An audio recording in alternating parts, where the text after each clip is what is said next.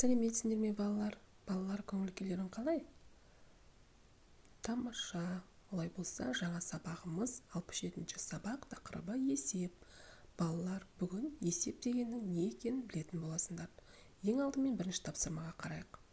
Сырым мен Алия ұшақпен саяхатқа шығуға жиналды. Олар әуежайдағы ұшақтарды бақылап, оларды санай бастады. Ұшу алаңында 6 ұшақ тұр. Ал оған 2 ұшақ келіп қонды. Енді алаңда неше ұшақ болды? Ал енді балалар, біз оны табу үшін ең алдымен есеп неше бөліктен тұратынын біліп алайық. Есеп бірнеше бөліктен тұрады. Бізде бірінші есептің шарты, келесі есептің сұрағы, үшінші есептің шешуі, төртінші есептің жауабы осы бөліктерден тұрады екен балалар. Ал енді ұшу алаңында 6 ұшақ тұрды. Оған 2 келіп қонды. Неше ұшақ қалды? Ол бізге белгісіз.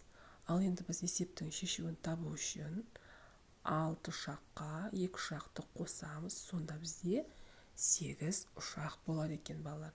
Есептің жауабы демек 8 ұшақ болды.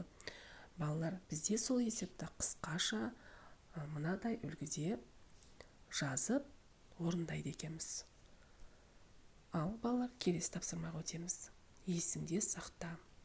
Есептің берілуін қысқаша жазуға немесе сұлбасын салуға болады. Балалар, есептің қысқаша жазылуы міне мынадай үлгіде. Ал сұлбасы мына тұрған үлгідегідей болады екен. Балалар, осыны мұқият есте сақтап аламыз. Ал енді келесі екінші тапсырма. Есепті оқы, есептің қысқаша жазылуы мен сұлбасын түсіндір. Балалар, қараймыз. Ұшақта 70 адам болды. Ұшақтан 30 адам шықты. Неше адам қалды? Болды 70 адам. Ұшақтан шықты 30 адам. Нешеу қалғаны белгісіз еді. Ал енді біз мынау тұрған шешуіне қараймыз. Демек, 70 адамнан азайтамыз, 30 адам шығып кетті. Сонда бізде 40 адам қалды екен. Жарайсыңдар балалар. Келесі тапсырма үшінші есепке қараймыз. Қысқаша жазылуы бойынша есептер құрастыр, оларды шығар дейді. Балалар, жаңа біз саяхатқа шығу туралы осы тақырыпқа байланысты өттік қой. Енді бізге осы билетке, саяхатқа шығу билетіне қатысты есеп берген екен. Ал енді мұнда 100 билет болды дейді. 100 билет болды.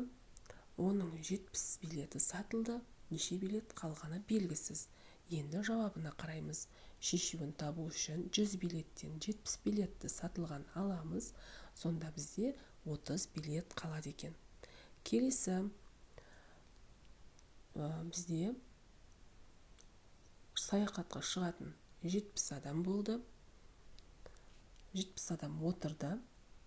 Оған қосымша ұшаққа тағы 20 адам келді. Енді біз барлығы неше адам болған табу үшін 70-ке 20-ны қосады екенбіз.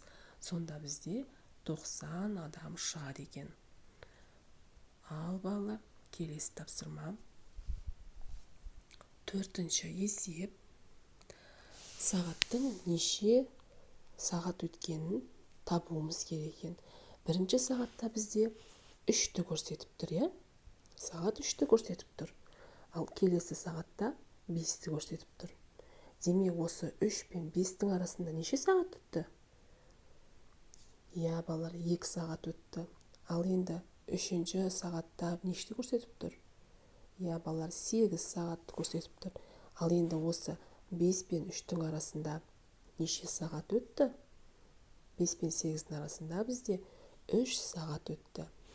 Демек, балалар, бізде бірінші сағат пен екінші сағаттың арасында 2 сағат, екінші тұрған суреттегі сағат пен үшінші тұрған суреттегі сағаттың арасында 3 сағат өткен екен балалар. Ал балалар, бүгінгі біздің өткен сабағымыз сендерге қызықты болды деп ойлаймын.